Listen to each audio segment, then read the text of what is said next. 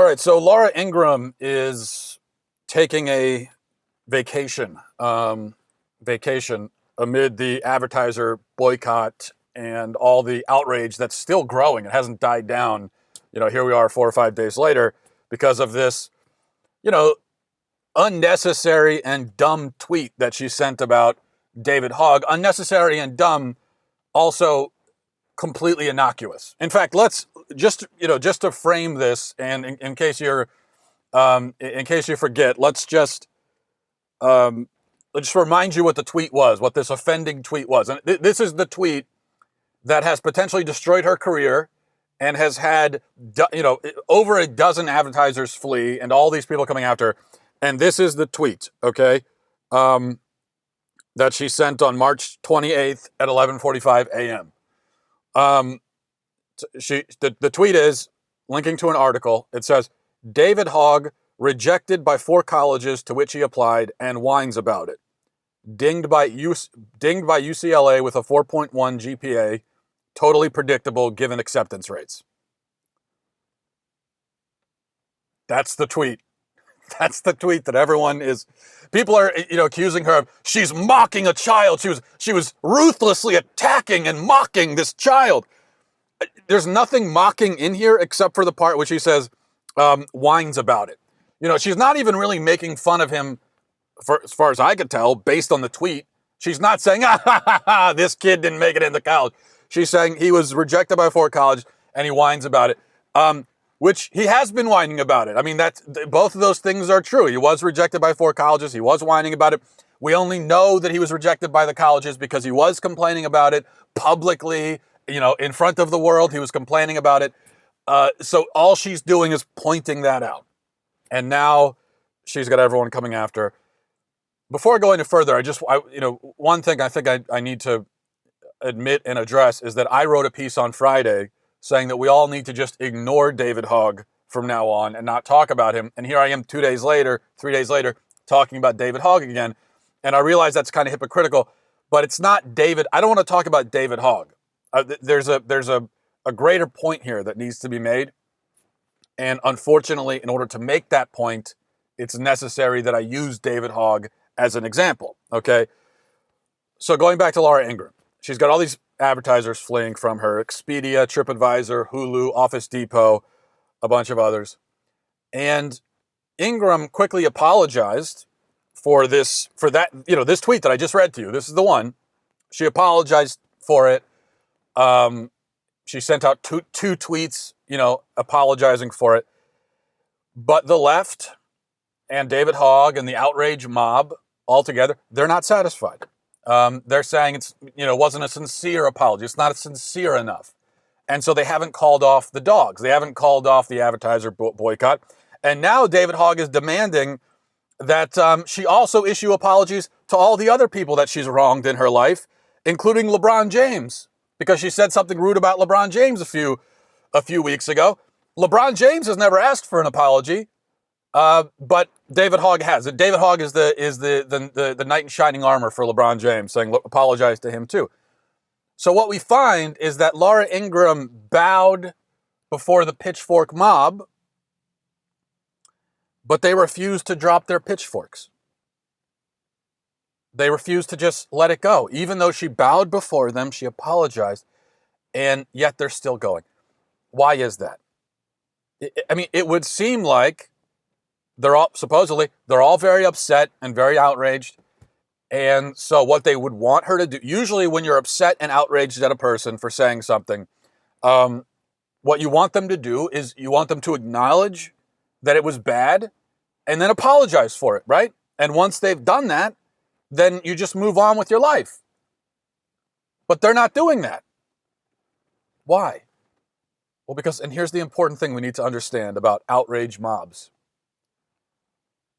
The outraged mob isn't really outraged. Okay?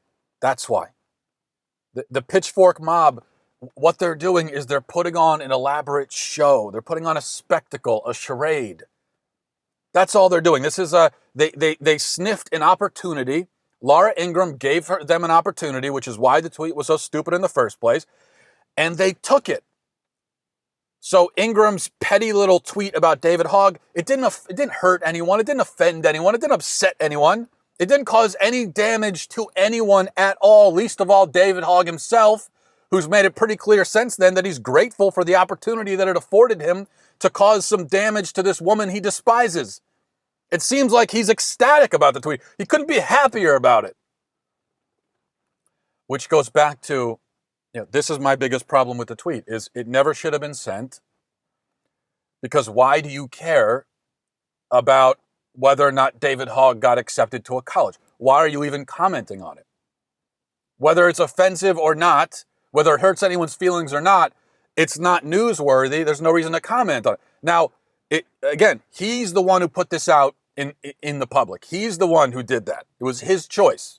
He's put himself in the public eye, and he's put this fact about him in the public eye and complained about it. He has complained about it publicly. But still, this kid, he wants attention. He desperately wants attention. The last thing we should do is give it to him. Laura Ingraham did, and that's the mistake. But then she apologizes, and they don't leave her alone, because this is how the game works. This is how the game always works. And we should understand by now. Laura Ingraham, of all people, should understand. This is how it works. Somebody says or does something uncouth, or supposedly uncouth, or slightly uncouth, and the opportunists who reside on the opposite end of the spectrum from where that offending person resides, and I'm not saying this is just on the left.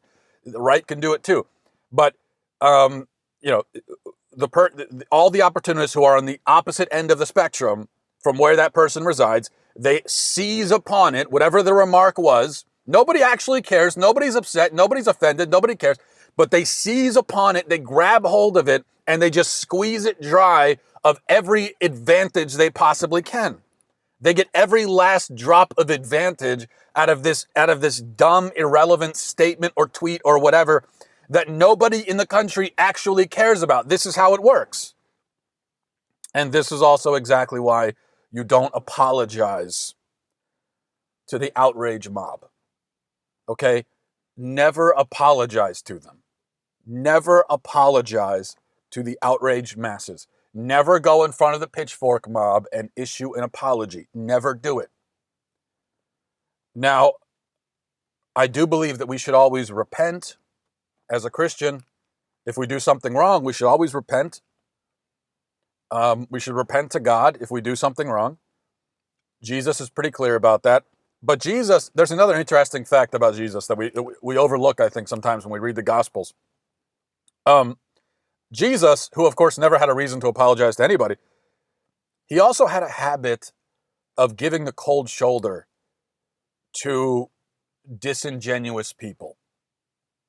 He was not going to waste his time with disingenuous people. He wasn't going to explain or justify himself to those who were insincere in their requests. He wasn't going to be baited. He wasn't going to be used. He wasn't going to be backed into a corner. He wouldn't engage with people who aren't really interested in engaging. And I think that right there, just that aspect of it, that's a great lesson for us. We could all learn something from that. If you've committed an offense that's, actually very bad and horrible, and you actually have done damage to a large number of people, or you've hurt a lot of people, or you've scandalized people in some way, and that does happen, then in that case, sure, you issue a public apology, but in that case, you're not bowing before the outraged mob. You're doing the right thing because you truly have, in that case, you are issuing an apology to a group of people who you actually have hurt. But if you're just guilty of getting slightly carried away in your speech, or making some rude but basically harmless comment, or just saying something kind of dumb on Twitter, if that's all you've done, and the offended masses are coming after you, then and they're acting as if they're not treating you as if you just made a dumb comment. They're treating you like you were just caught skinning puppies or beating old ladies or something. That's how they're treating you. If that's what's going on, then the worst thing that you could do is issue a public apology. In that case, the public apology is counterproductive, unwise, and cowardly. If your conscience is truly stricken by this dumb, harmless thing you said on Twitter, then repent to God for it. Okay, go and repent to God. If you're Catholic, go to confession. If you were rude towards some individual person and you really feel broken up about it and you feel like it was a terrible thing to that person, then talk to that person privately. But you don't apologize to the mob or in front of the mob because they don't deserve it. They are not the aggrieved party. They are not hurt.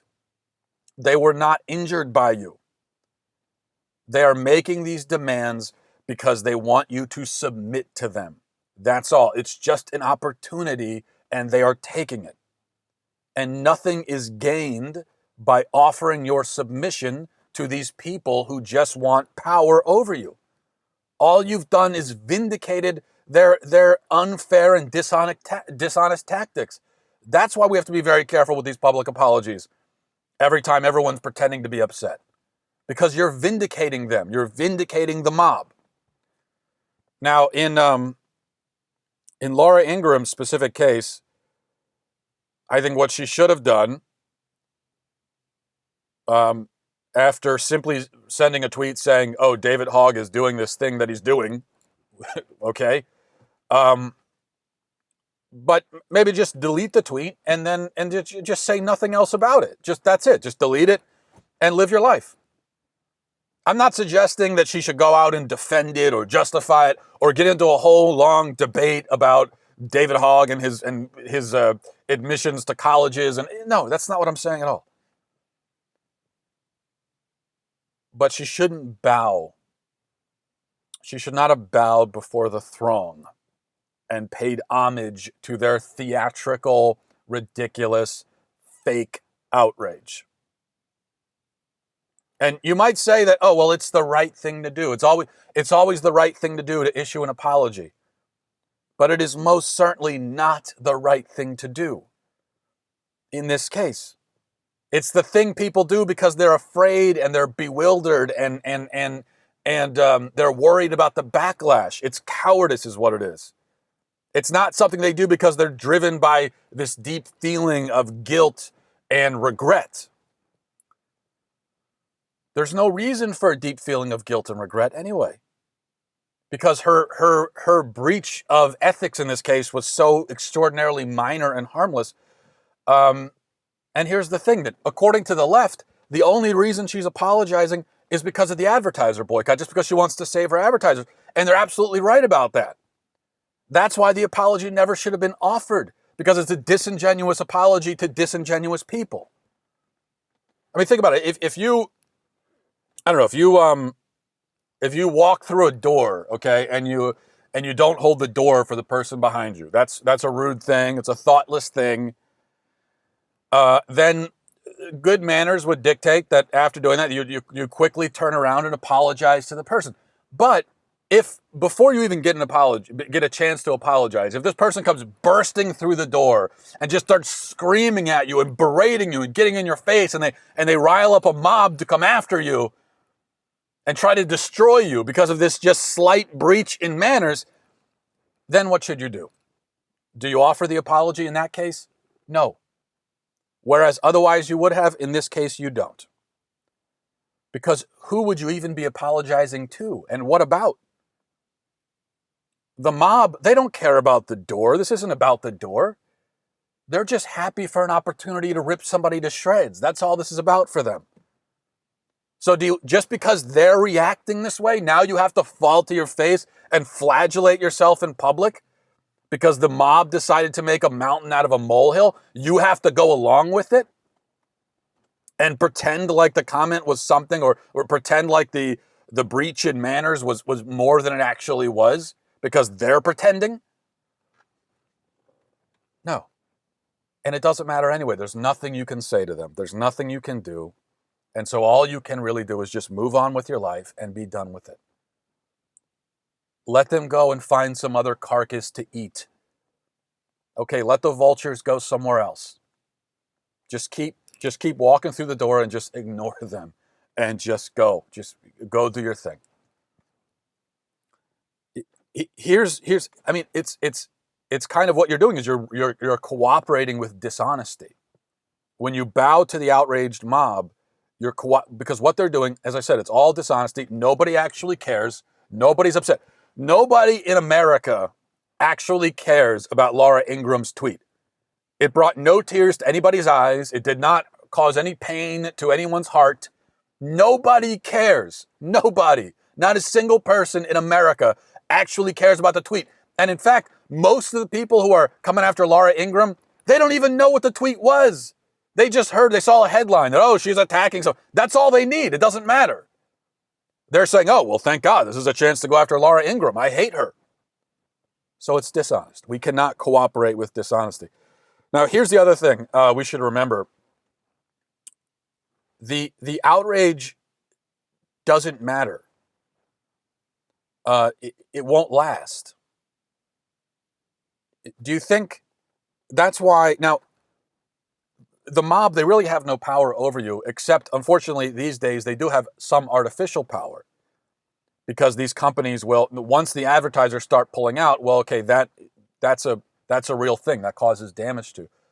But there's no reason. Once the mob starts, oh, we're going to start boycotting all these advertisers. There's no reason for the advertisers to actually pull their ads or anything like that. Because these people, they're not actually boycotting.